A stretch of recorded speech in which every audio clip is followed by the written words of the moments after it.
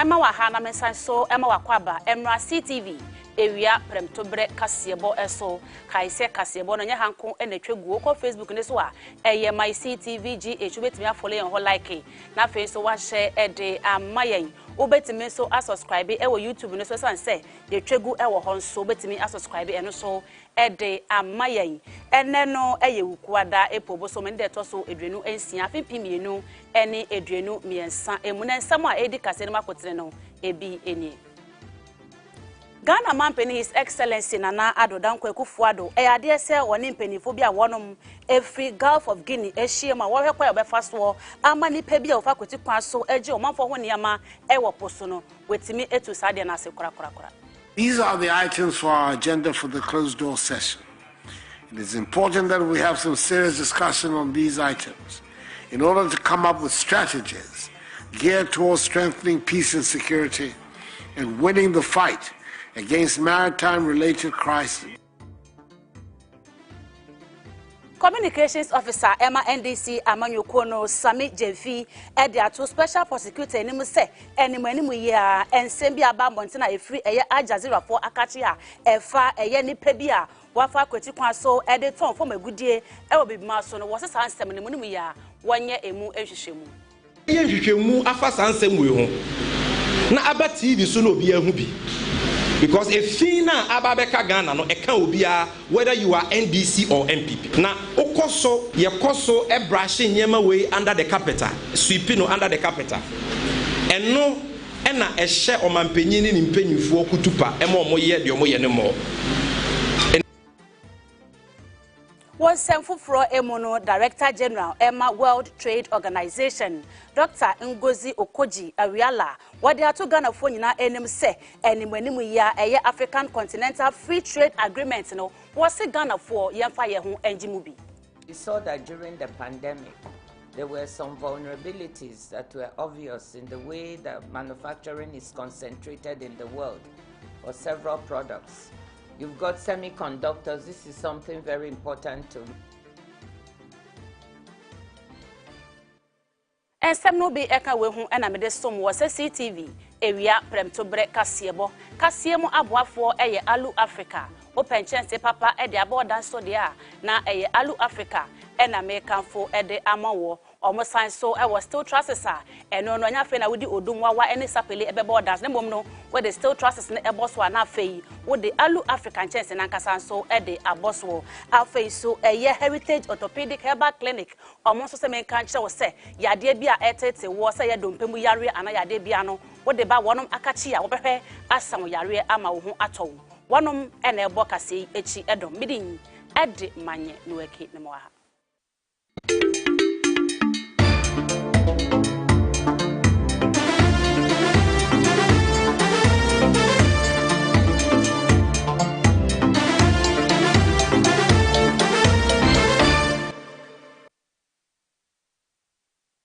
Medase afe yensha ensem no ase every Ghana Mampeni His Excellency Nana Addo Dankwa Akufo-Addo akache na enkamia yese omanfo a wonom efa kweti kwa so edeje omanfo ho niama e woposo no e ade ase adoso pa anase ama no hom so yie pa enam so e ma Ghana Mampeni His Excellency Nana Addo Dankwa Akufo-Addo eni mpenifo bi a wonom every Gulf of Guinea e ade ase wonom ayehyiemu e wo Jubilee House a wo hwekwan obefa so na sa nipa ko yi a wonom efa kweti so eji omanfo ho niama e wo nsuo so no wetimi etu sade na se krakra. Excellencies, I've taken advantage of this extraordinary meeting to bring up for discussion two issues that are of great importance to our region. Firstly, the issue of finding means of making our region a safe, secure, and prosperous one. And secondly, the deliberation on whether it is in our collective interest to enlarge the Gulf of Guinea Commission so that we will have as member states all the coastal states of West and Central Africa, from Cape Verde to Angola, instead of only the coastal states of the geographical Gulf of Guinea region, from Cote d'Ivoire to Angola, as is currently set out in the 2001 treaty establishing the Gulf of Guinea Commission. There will then be the need to amend this treaty to reflect this new development if it is so accepted. These are the items for our agenda for the closed-door session. It is important that we have some serious discussion on these items in order to come up with strategies geared towards strengthening peace and security and winning the fight against maritime-related crimes in the region, such as piracy, illegal, unreported, and unregulated fishing, arms trafficking, pollution of the environment, smuggling, fuel and crude oil theft. We shall continue to work to address these maritime security issues to help curtail and eradicate the menace caused by these acts of criminality in the region, so as to build a safe, secure, and prosperous Gulf of Guinea region for sustainable development. Encha ye bia na Ajazira for nhwemu bi a wode ebetu dwa wo kire se nipa bi afa kwoti kwa so di form agudie hu dwa ewo bibiman ahodo eso na no na communications officer Emma NDC Manye Nuekie no lawyer Sami Jemfi wode ato special prosecutor na special prosecutor enimu se enimu ya sansem na abeto dwa no wonye emu nhwehwemu. CNA Communication Officer Emma NDC Manye Nuekie no lawyer Sami Jemfi editu dwa wo chim se Ghana for ye how tichiru eye ayonkofa eda nipa yi a yese wo fa kwati kwan so edifa fom agudie ekokoton eda wo no ene Ghana Company's Excellency Nana Adodan Kwakufu Ado afoi so NPP Manye Nuekie ne mpanifo bi entemu no eno na o se Ghana for ye how pa sansem yi mu ena ora Sami Jemfi editu special prosecutor ene mpanifo wonom ewo mrashebedwa enim se wonye sansem yi mu ehwehwemu mapa enti eyasem a eni se ye ne kataso mu aso e was a special prosecutor odi nanidi asem we achi na e was a ye mrashebedwafo e wo parliament so omo ye nhwehwemu a enye party sem nhwehwemu but as on man ye be ye nhwehwemu afa sansem we ho na aba TV so no obi ahu bi. Because a fina ababeka Ghana no eka obia whether you are NDC or MPP. Na okoso ye koso e brushing nyema way under the capital, sweeping under the capital. Eno ena ehye omampanyini ni mpanyinfo kutupa ema omoye de omoye ne mo. Enu ti de ye ka fa sa asem no. Na de ye ka biom ne se wohwe Ajazira for nhwemu omaye a. Eno ene dia danse e kire ye dienti a omampanyin eko a oka so obeko atia galamsey no ankosi aga no because sa illegal gold purchases just gold na Alessa Matias mo esmogo no munya no we e galamsey fu ya ene ton de ma wo. In fact sa Ajazira nhwemu omaye eno no ne wo say magana for ye dwen sa gold for oil na office of Bawumia eye ni bebrebe no. Enwachi ena lawyer Sami Jemfi a oye communication officer Emma NDC Manye Nuekie no eto aso ede adesrede eto special prosecutor ene mrashebedwafo enim se Professor Frimpong Boatin a report bi so eba montre no wose sansem no so wonye emu ehwehwemu mapa esane se ekon ahodo a Ghana mampani ene NPP aban se wokon ede atia galamsey ewo man mu no wose enya de se no kura bia ewo sansem nim because onna na ye minister na ohwe galamsey kon no so ene oma ya huse sa omampanya kufu ado bane illegal mining na ye she Ghana for emfidie people with the license to do small scale mining ye she omo excavators ye ku Ghana de she wo kwaben na omo deputy speaker Joe Wise no mo ka se uhu obi no ye galamsey abonitu okuno no na aban na nkasa e the permit ne license e ma China for say omonko forest reserve mu enkoye galamsey. We read the report na from Frimpong Boatin say aban bia ni wa wabetena Ghana konwa so a wase Ghana kwaye che omampanye kufu ado akonya aban weda according to Frimpong Boatin abusuafo enya no nko Frimpong Boatin report no san so kire mu say ena okọ omampanye kufu ado ne officer mpanyinfo bi wo ne omoye adwuma ye frɛ ba ko Lord Comey or your head of operations Bako or your presidential staff at Charles Niteko Bako your special assistant of chief of staff your friend Protozwa Frank Asiedu Bequin omu nyina e bo galamsey for ho ban a omo ye galamsey den de say akwaye ne nsuo. Ebusafo yenko epoye mantemo na NDC amanyoko no ekoma bia wonom ewo akwatia aya no ewo epoye mantem eyade se won boafu won hu yie papa won sem tenten ene ne tie wanyina ene se NDC amanyoko no mpanifo a wonom ewo akwatia eyade se wonom ehye won kete se won to aba no emfa ema onimonyafo Henry Boachi Iyadom aya nei wono eno ye mrahye bedwani ewo ho na omanfo yi akire mu se eyade se nipa binum so ewo ho opese wonom esi mrahye bedwa akonwa no eho kan na wanim de enti ampanifo no epese wonom eto aba edema onimonyafo Henry Boachi Iyadom de senti wode to mpanifo enim se wonom anhwe sa asem no anka eyade se abato mre no edu so a wonom ebeto skirt and blouse.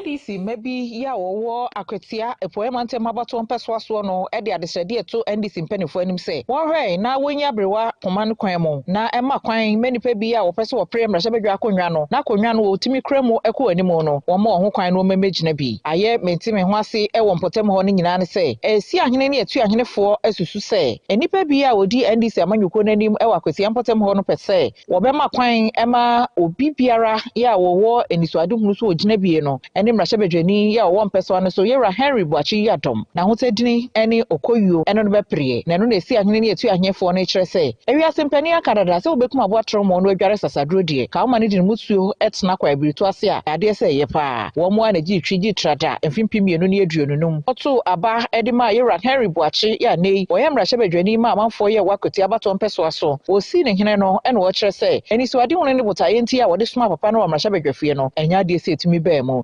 ewiase mpani so kodwa mienu a ena ohunu de ba eno no wo kire se mpanifo ma kwan na enipa bi ayiniti e wakwati mpotem ho no mo no wo mo so emekire wo mbabre sanse NDC akonwa ya wo nyina preview no enyo ba akofo dia ena afa nso akonwa ya edafie a ya de hyenkonwa enti eto na wo de hye na ahwe se wo preview ye a utimi kokopre wo ma kire se mpanifo ama ho kwan na wo ye wo ho tintininti na kwa se twema mentwe dia twema mentwe no ahwe a betwani kura ebebo no nyina ne se wo mekwa koto aba no eni Kasiemo no ato dia ma NDC dia ne ba mrahye bedwa akonwa ne dia ade se wo meto wo ho fopa ase wo ho adwene esan se ne yakeka akono wo nkase putu nhye na mpanifo transe ema hye dia ade se obedi ne dwo na dia ko so ni a ye titi no ni se no mumu la ka ni ame anyi aduma e ban ye lusu seat re kwa ye lusu e fi yes sa se je mu se bibia transparent o ma ye ko election no na se we ne wu aye yen se wa to na ko ya de se tofia bibia Patricia we to bibia je bi ni ase asumasi na akoma no a enya na etai ya ta na chi ye ko eni na o ka se wo ko ri ko she se bia problem dinti ye mo bi o ba ko phone call ko enya papa enya problem international executive national chairman general any baba region district ya un se yes she say on election emraso ideas we dey ba baba akwatia de bebre okuyo na nkasa se de man crisis ya cross on kono post ko belusu grounds nye ma no grounds no ankasa sa executive kakra na mo constituency won be 20 na se 30 no omu sakura grounds na ankasa more than 20,000 empe no inti no yesi obonto aba na de epe no yi no oba de a eye nese anto sa aba na dia omompeni no onka hu se oni akwatia oni MP wa seat oni seat wa akwatia constituency ha oni seat wa the two national executive for nyina say your pomocho the grassroots no kan no omuntie yen ya ha nyina say akwatia constituency dey say to aba because obi so bi udi ntia president kwa yekoto mso aba ni parliament yekoto mso aba na yakwatia kwa de yesi anto na ntoko ha yesu yakwatia ntoko ani wo ti to aba mu a ntumi say bibia be kama akwatia city no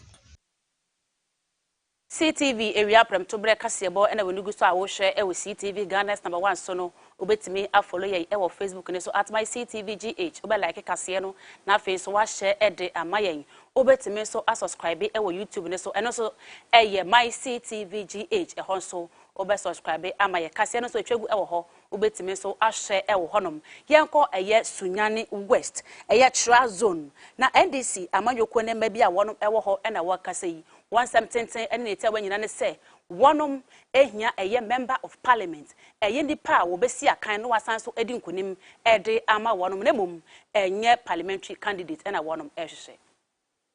Wansam trafo nhie mu ase na wadi tu dwa wo akire mu se efri afi apem ahankono aduokono ensia ndc amanyekuo no ehwere murahye bedwa akonwa no e wosunyane west no enya de se wonsa aka biom ne senti abaye beto yi enya de se wonom ehia parliamentary candidate nemom no wonom ehia member of parliament ebeye na abato na wie ye nipa no ebeji murahye bedwa akonwa no wetimi aboa amampuntu akoso e wo sunyane west wato aso editu dwa se ndc amanyekuo ne mpanifo wo ha wo pese wo disqualify orayere Evelyn akontoa se wontimi enyina empre mrahye bedwa akonwa no na wo kire se ensama hodo a wode eto ne so se wo ba sunyane west encheye no wo se nokora bia enim esanse efri afempimienu eni edumienu nim ena maami ehye ase se wo ye ntoboa anase wo boa NDC amanyoko ne senti ono so ho kwan se wo gina ma yeto ne so aba for the mpeni pese o mo ka nyina ne se a database kese a NDC wo no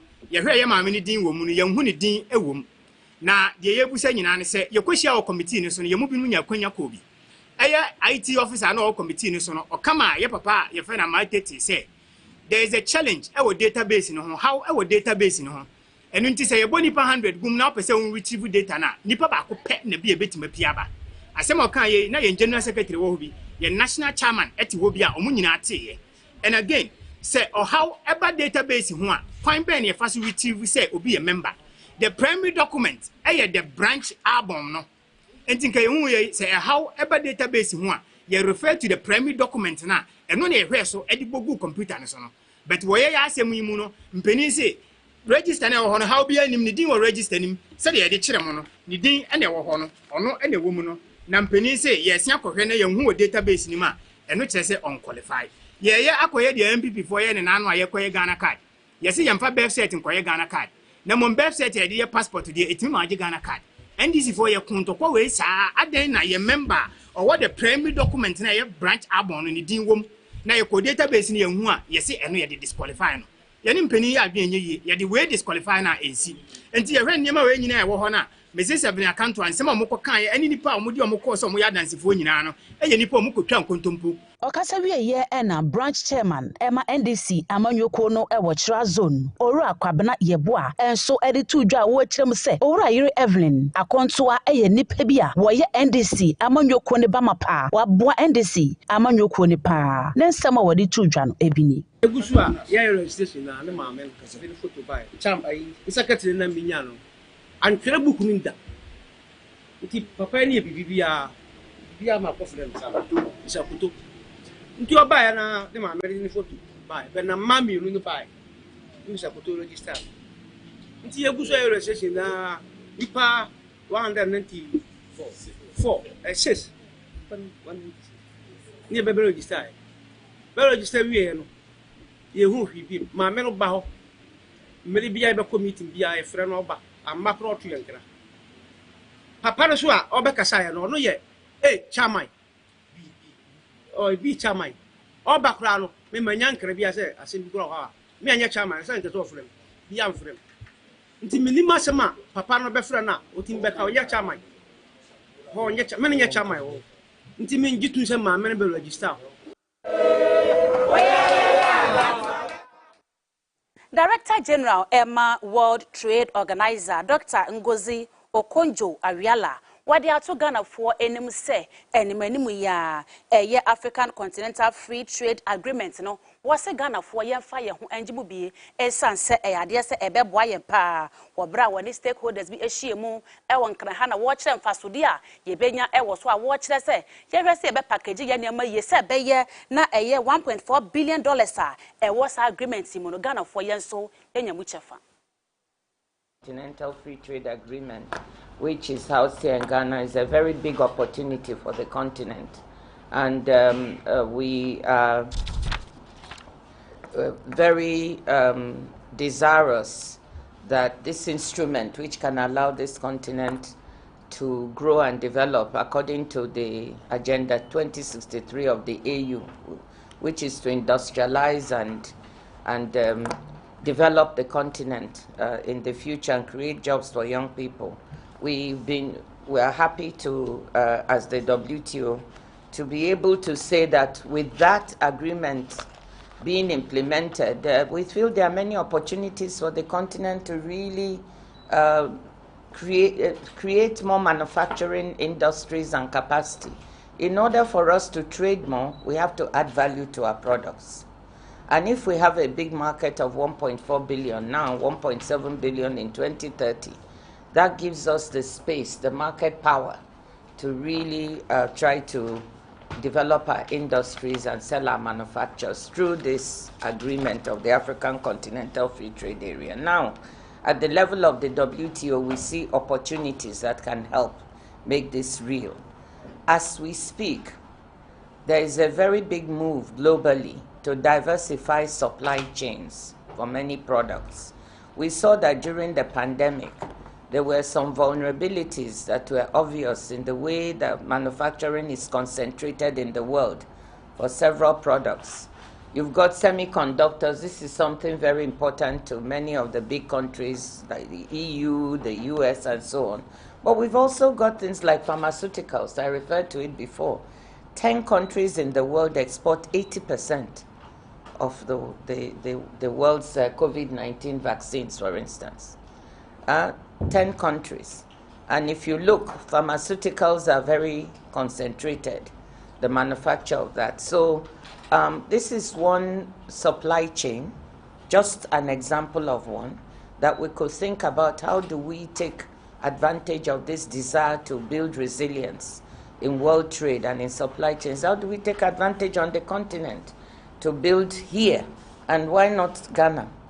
Why can't Ghana be part of that? As I said, His Excellency started with manufacture of COVID-19 vaccines, and hopefully we can also spread that to other types of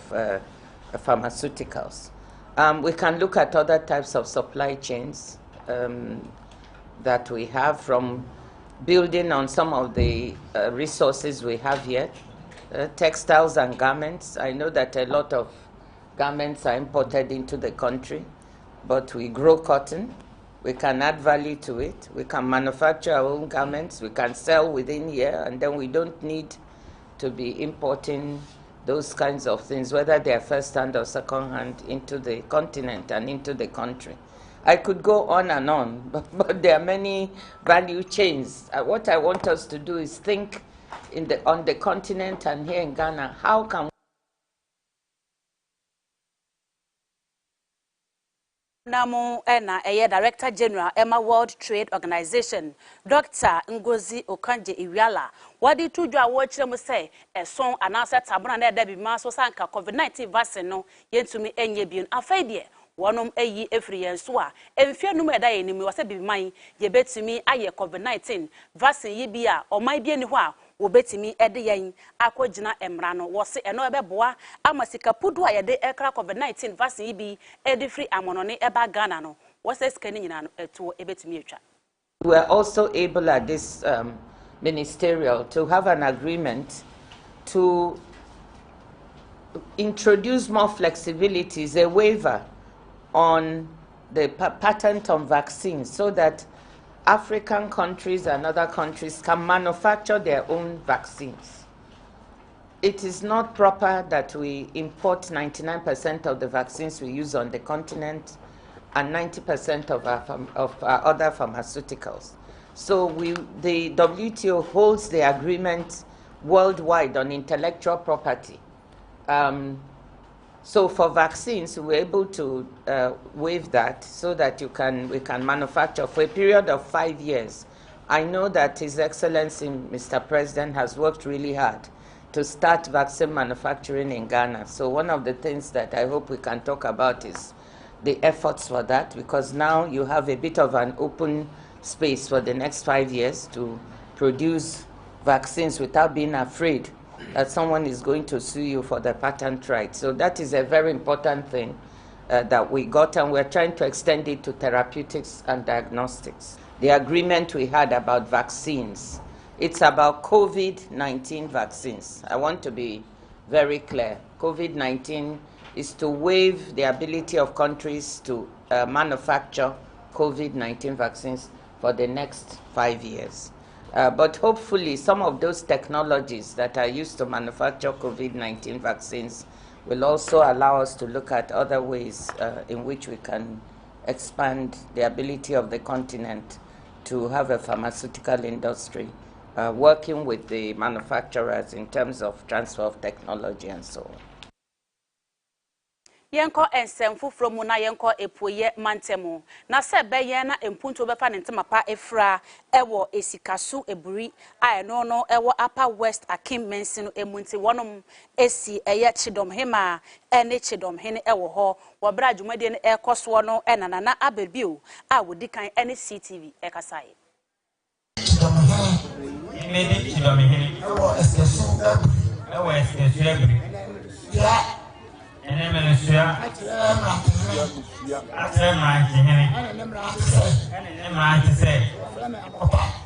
ene anapa ewia anajo mesua mi oyare me na me tinjana nanum da nanum frame asa me da me tinjana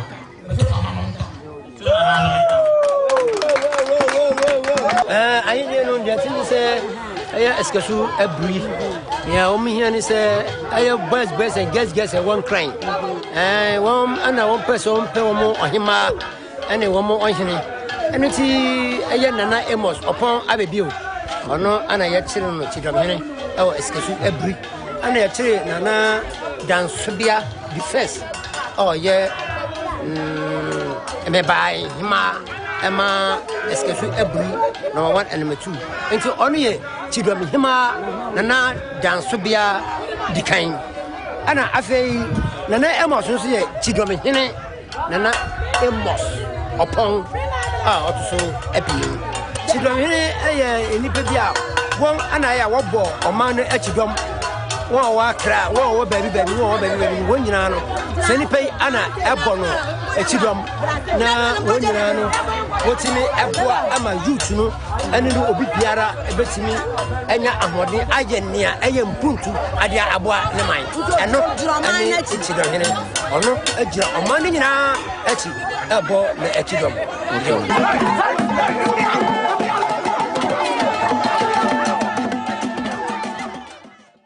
Ebusafo yenko wie Kasiepo no ewo gbechile na ade hia wono ewo ho ede atodwa wo kyerem se ekwan ya efri gbechile eko eye oyibi eyade se kwan ni nyina atete ampansam ne senti wode tokpon katama so municipal assembly nim se enimanim ya wo stre wono mada se wonye ensensie emfama wo mo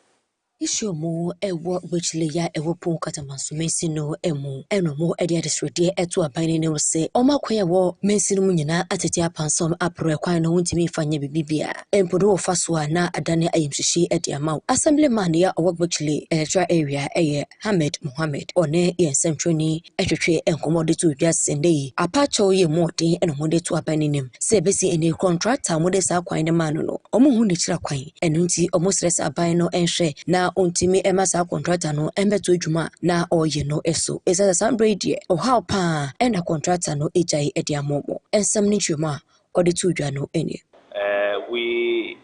their hopes are on us and our duty is to say the doers are there, which is the municipal chief executive and his able hard-working men at the assembly. So honestly, there is the need for something to be done. Especially, I'm talking of my electoral area, whichly something serious needs to be done so that the assembly together with central government can be up and doing to be able to fix our roads for us. Okasawiye ena de shomo efa kwan suo ena wonso mo tete ban ekwan no omre semboi etodwa. The bigger road, yeah, from our junction to Washington, from here to Apollonia, this road will suffer for top, so we will beg.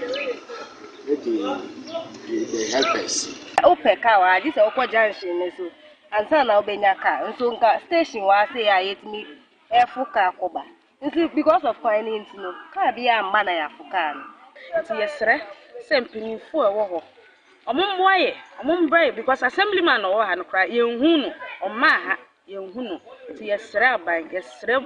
obi bia mpanimfo nyina se omombra no mombehwe situation a yewom obi ntumi enkasa obesra because ye kwan ni nye obi ba na obesra no hu kwan ne pe obeka kire se aha memba ha bi because ebe se ka ebusiafo nsama hodo amede ebesom wo se CTV ewia premtobre Kasiepo no ne nyina esi enwumaku a wonom ebo kase echidom eye Alu Africa wo penchense papa ede abodan so de a na eye Alu Africa ena mekanfo ede amawo wonom ewo still trust se no wo de brambram so ansana with the Alu African chance nankasa edi eguso afei so Heritage Orthopedic Herbal Clinic wase me kan kire say yade bia edi wuja edi wunya se wo eye bone fracture se wo spine problem joint pains wa poso nyina eye wo ya afei so sciatica eno no ewo to wase honom no wose se dompe na ewo ho ne ye wo ya fabra na won show afei so se wo sisi ukotodwe emu erew no arthritis a wose eno so fabra na won show omo sign so esa hypertension wose prostate disorders infertility bone cancer and typhoid enkase ya mo ya de so enti wonko ya de bia wonom esa ewo Heritage Orthopedic Herbal Clinic ubetimi ahwe o machira kwan ewo off East Legon Hills behind Nana Cromelcom lechi wonom ewo ho afei so wo kofodua so a wonom ewo Hackman Junction efidwase eho so kwo a ubehu wonom se wo kumase eno na se Asante Mantemu a eho so wonom ewo Konongo Patriansa ehonom ena wo ubetimi afre Dr. Ayite ewo number eso 0244 494 100 0244 494 100 and answer 0244 495 535 Ofa Dr. Ayite ewa number iswa wabeje oso fefefe beda say se woje bra wo hwe e wo fie mo ho Facebook ya damwase afemi ko control any MC a we producers nyina beda mwase papa eyemidin ede Manye Nuekie mamu ene hwe